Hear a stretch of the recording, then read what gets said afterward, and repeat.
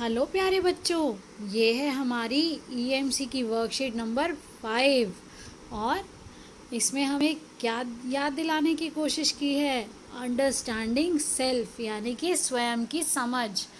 आज हम स्वयं को जानने की कोशिश करेंगे, यानी कि हमारी क्षमताओं का ज्ञान। हम अपनी ही वीकनेसेस और अपनी स्ट्रेंथ को खुद आसानी से जान सकते हैं।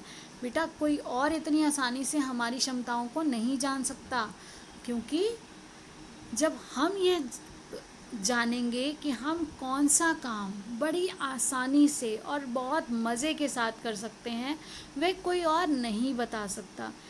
तो यहाँ पर देखिए, ये बच्चा जो हमें ये बच्ची दिखाई है, ये किस तरह से सोच रही है कि वह खाना भी पकाती है और वो एक शायद पुलिस इंस्पेक्टर या कोई फोर्सेस किसी में काम करना चाहती है। और उसके साथ उसके दिमाग में क्या आ रहा है, ये सारे उसके गणित के सवाल आ रहे हैं। तो ये वो हो सकता है बहुत अच्छे से कर सकती है, तो इसीलिए वो उसे समझ पाती है और उसे विजुअलाइज, यानी कि सामने अपने होते हुए भी इमेजिन कर सकती है। अभी आपने एक मूवी भी आई थी शकुंतला देवी, जो अभी बच्चों ने बहुत मज़े से देखी। तो आप जानते हैं कि वो बच्ची कभी स्कूल ही नहीं गई, और स्कूल ना जाते हुए भी वो एक बहुत बड़ी गणितज्ञ, एक मैथमेटिशियन बनी। कैसे? क्योंकि वो हर सवाल को अपने सामने होता हुआ अपनी आँखों से ही, कल्पना शक्ति से समझ के उसे कर देती थी। तो इस तरह से वो काबिलियत जो आपके अंदर है, कुछ ऐसा जो दूसरे के अंदर नहीं है, हमें उसे जानने की कोशिश करनी है। तो यह देखिए, ऊपर चित्र में संगीता सोच रही है। यदि उसे कहीं बदलाव लाने की ज़रूरत लगे तो उसका ध्यान जाता है कि वह किन चीज़ों में अच्छी है और उसके सपने क्या हैं और क्या डर हैं। हम सभी कुछ ना कुछ अच्छा कर सकते हैं, क्षमताएं हम सब में होती हैं, परंतु अलग अलग। तो हमें उन्हीं क्षमताओं को पहचानना है और ये बात ध्यान रखनी है कि क्षमताएं हम सभी में हैं। हम सभी किसी ना किसी चीज़ में इतने अच्छे हैं जो शायद दूसरा उतने अच्छे से ना कर सके। तो हमें उन्हें जानना है और हमारी अनेक क्षमताएं हैं जिन्हें हमें पहचान कर उन्हें अपनी ताकत बनाना है।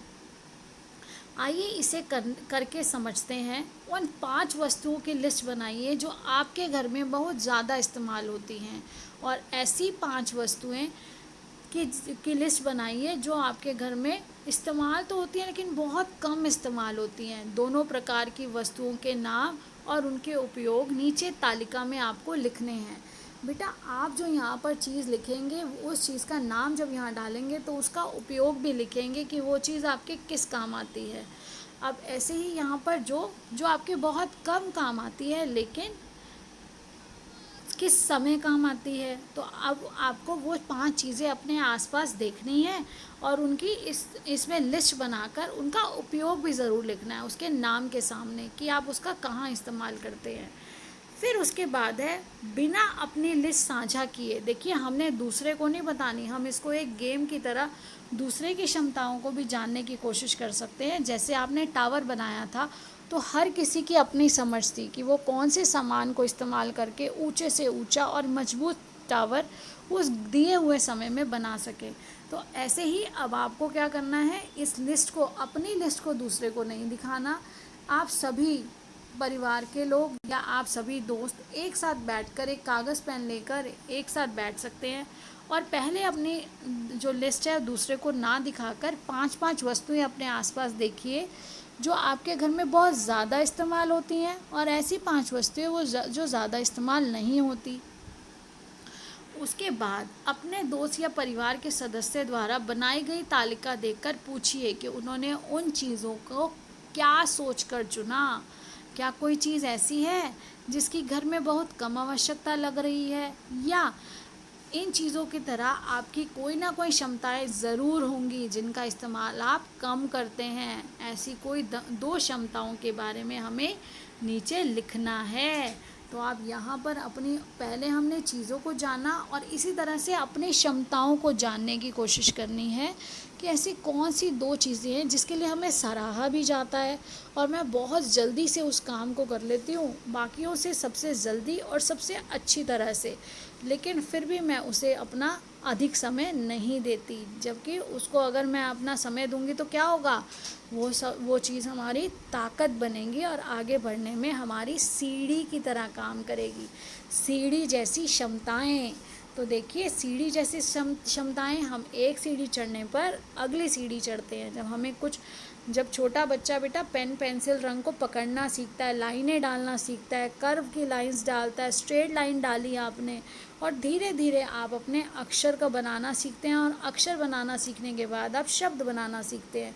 तो ये आपकी एक सीढ़ी के बाद दूसरी सीढ़ी आपके क्षमताओं की सीढ़ी है कि हम एक सीखने के बाद उससे जुड़ी हुई अगली कड़ी को सीख पाते हैं। ये चेन की तरह आगे बढ़ती है। तो ज़रा सोचो, सीढ़ी किस काम आती है। क्षमताएं भी सीढ़ी की तरह होती हैं। सीढ़ी हमें एक ऊंची जगह पहुंचने में मदद करती है, वैसे ही क्षमताएं भी हमें उन कामों को करने में मदद करती हैं जो कभी कभी हमें पहुंच से दूर लगते हैं।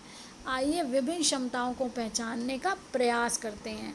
क्षमताएं हमें उस मुकाम पे पहुंचा देती हैं जो हमें लगता है कि हम वहाँ पर नहीं पहुँच पाएंगे। जब हम खुद के लिए सीढ़ी बनते हैं तब खुद को और बेहतर बनाते हैं। ये देखिए, ये कितनी अच्छी बात कही गई है कि जब हम खुद के लिए सीढ़ी बनते हैं, हम सबसे पहले अपने खुद मदद कर सकते हैं, तभी हम बेहतर बन पाएंगे। जब हम दूसरों के लिए सीढ़ी बनते हैं तब हम उनकी मदद कर सकते हैं। हमारी बहुत सारी क्षमताएं हमारी रोज़ के कामों में भी दिखती हैं। तो इसलिए हमें हर काम को बहुत अच्छे से करने की कोशिश करनी चाहिए और उसे एक डिसिप्लिन और प्लानिंग के साथ ज़रूर करना चाहिए बेटा। सुव्यवस्थित तरीके से करेंगे तो बहुत अच्छे से उस काम को, और ये माइंडसेट जो आपका डेवलप होगा, एंटरप्रेन्योर माइंडसेट, यानी कि उसको बखूबी करना। काम तो बेटा सारे करते हैं, लेकिन हमें उस तरह से करना है जो स्मार्ट वर्क करके दिखाना है। दिए गए उदाहरणों को समझकर अपने पिछले एक हफ्ते को याद करते हुए इस तालिका को भरें। आप जितने चाहें उतने उदाहरण लिख सकते हैं। तो देखिए, मैंने क्या किया, इसमें पहला है कि आपने क्या किया। क्या वह काम स्वयं के लिए उपयोगी था, वह काम दूसरों के लिए उपयोगी था। देखिए, हम कोई भी काम करते हैं वो स्वयं के लिए या फिर दूसरे के फ़ायदे के लिए उसको किया जाता है। तो आपने, जैसे मैंने समय निकालकर कुछ नया सीखने की कोशिश की, तो जब मैंने नया सीखने की कोशिश की तो वो मेरे लिए अच्छा था। अब मैंने अपने अभिभावक की एक फॉर्म भरने में मदद की, अगर आपने अपने मम्मी पापा की एक फॉर्म भरने में मदद की तो दूसरे की मदद की। मैंने अपने दोस्त से अपना झगड़ा सुलझाने की पहल की, तो आपने अपना भी उसमें अच्छा किया और दोस्त के लिए भी अच्छा किया। आपने अगर किसी को रोड क्रॉस करने में, किसी को भारी वज़न उठाने में मदद की, वो नहीं उठा पा रहे थे, तो आपने उनकी मदद की। तो इस तरह से आप अपने यहाँ पर अपने कार्य लिखेंगे, आपने क्या क्या काम किए और आप और क्या क्या करना चाहते थे, जो आपने सपने देखे थे, बड़े सपने, उनमें से आप कौन सा पूरा कर सके, और पूरा कर सके तो उसका टारगेट क्या था, क्या वो आपके लिए अच्छा था या वो दोनों के लिए अच्छा था, आपको ये यहाँ पर लिखना है। क्या आप अपनी तालिका में से कोई ऐसा काम बता सकते हैं जिससे पहले आपने क्षमता के रूप में नहीं सोचा था। अब आपको सोचना है कि कोई ऐसा काम है कि आपने किसी की मदद की, लेकिन आप पहले उसको नहीं सोचते थे कि आप ऐसा कर सकेंगे, ये आपकी क्षमता है। तो अब आपको वो सोच के यहाँ पर लिखना है। फिर है, रोज़मर्रा में कुछ काम ऐसे होते हैं जिसमें आपकी क्षमता का उपयोग होता है, ऐसे किसी एक काम के बारे में बताइए। तो बेटा, बहुत से ऐसे काम हैं, हम अपनी क्षमताओं का उपयोग अपनी या दूसरों की सहायता के लिए करते हैं। असल में सोचे तो ये हमारी क्षमताएं ही हैं जो हमें हर दिन कुछ अच्छा करने की दिशा देती हैं। तो हमें जो भी हमने काम किया उसमें कुछ ना कुछ है जो या तो हम स्वयं के लिए सोचकर कर रहे हैं, कुछ खुद पाने के लिए कर रहे हैं, या दूसरे की मदद करने के लिए कर रहे हैं।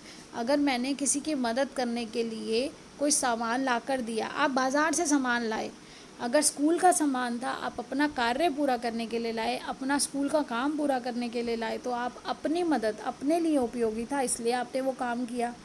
फिर आपने कितने अच्छे से वो काम किया, कितने रुपए में और कम से कम लागत में आपने अपना वो काम कर लिया, तो वो उपयोगी आपके लिए भी रहा। और आपने क्योंकि सेव की मनी, तो वो पैसे आपके और आपके परिवार के लिए कहीं और भी काम आ सकेंगे, तो वो आपके परिवार के लिए भी उपयोगी था। इस तरह से आप अपने अलग अलग कामों को लिखें और उसके बाद जानें कि कौन सा काम किसके लिए उपयोगी था और उसे और भी ज़्यादा उपयोगी या दोनों के लिए उपयोगी किस तरह से बनाया जा सकता है। आशा करती हूँ कि ये वर्कशीट आपको अच्छे से समझ आ गई है और आप अपनी क्षमताओं को और भी अच्छे से जानेंगे और इसे सीढ़ी की तरह बनाएंगे, यानी कि एक क्षमता डेवलप अपने अंदर लाकर आप उससे आगे बढ़ते जाएंगे और सक्सेसफुल रहेंगे। Thank you, have a nice day, keep learning.